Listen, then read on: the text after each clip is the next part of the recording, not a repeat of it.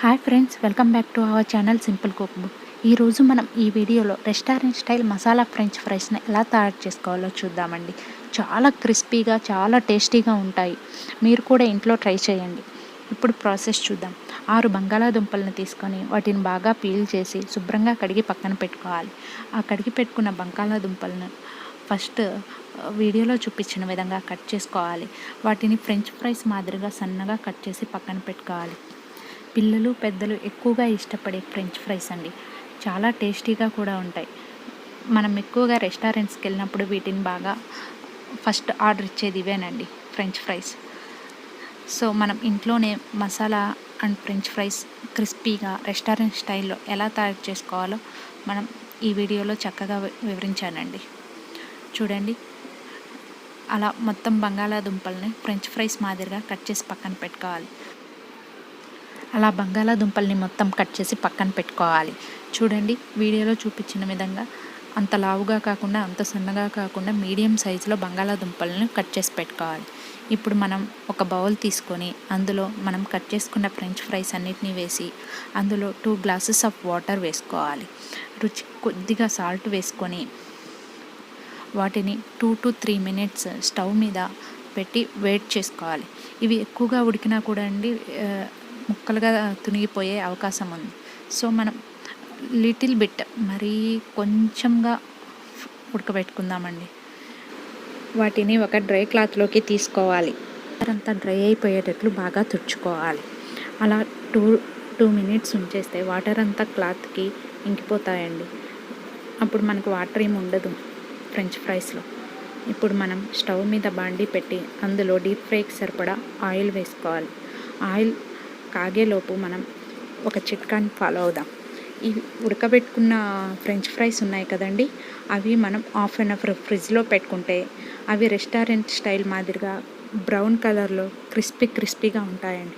And ఇవి మనం ఫ్రిడ్జ్లో పెట్టుకుంటే ఈరోజు ఫ్రై చేసుకోవచ్చు. కావాలి అనుకుంటే ఆ ఉడికించుకున్న బంగాళాదుంప రేపు కూడా మనం ఇలా ఫ్రై చేసుకొని ఫ్రెంచ్ ఫ్రైస్ లాగా తినవచ్చు. చూడండి, ఆయిల్ కాగిపోయింది. మనం కొద్దిగా ఆయిల్లో వేసుకుంటూ కొద్దిగా బ్రౌన్ కలర్ వచ్చిన తర్వాత పక్కకు తీసి పెట్టుకోవాలి.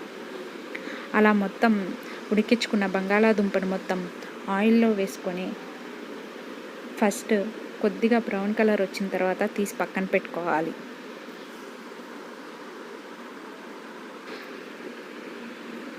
కొద్దిగా ఆయిల్ బాగా ఫ్రై అయిన తర్వాత ఇప్పుడు ముందుగా బ్రౌన్ కలర్లోకి తీసి పెట్టుకున్నాం కదండి, అవి మొత్తం ఒకేసారి ఆయిల్లో వేసి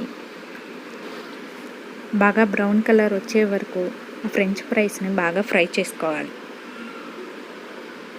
చూడండి, వీడియోలో చూపించిన విధంగా ఫ్రై చేసుకోవాలి. ఈ ప్రాసెస్ మనకి 5 మినిట్స్ పడుతుందండి. చూడండి, బాగా బ్రౌన్ కలర్లోకి వచ్చేసాయి. ఇంతలో మనం మసాలా రెడీ చేసుకుందాం.